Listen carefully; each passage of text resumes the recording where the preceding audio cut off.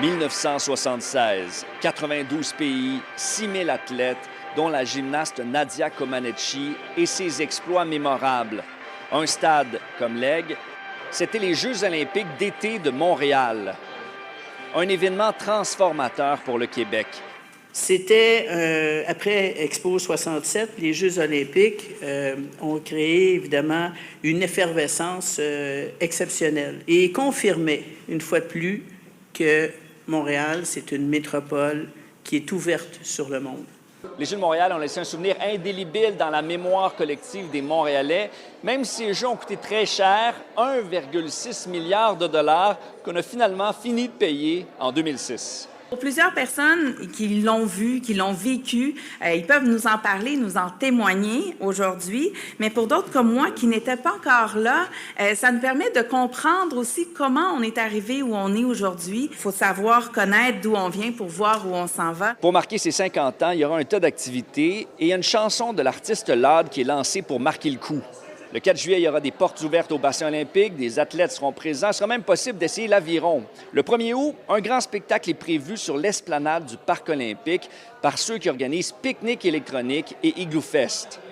Et dans le cadre des célébrations, ce sera également le grand retour à Montréal de Nadia Comaneci. Et je suis profondément touchée de voir, 50 ans plus tard, à quel point ce souvenir est encore vivant. Je ne manquerai ces célébrations pour rien au monde.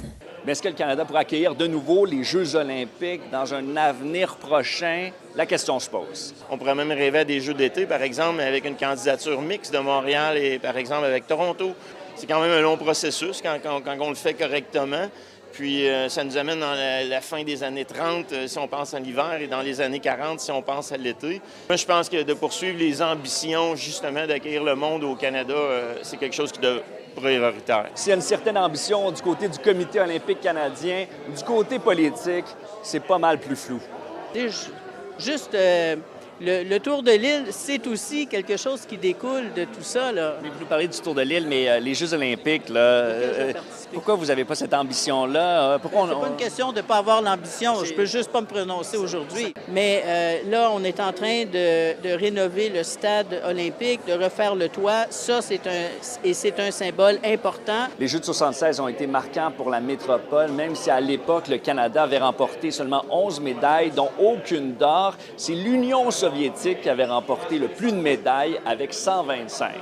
À Montréal, Étienne Fortin-Gauthier pour Nouveau Info.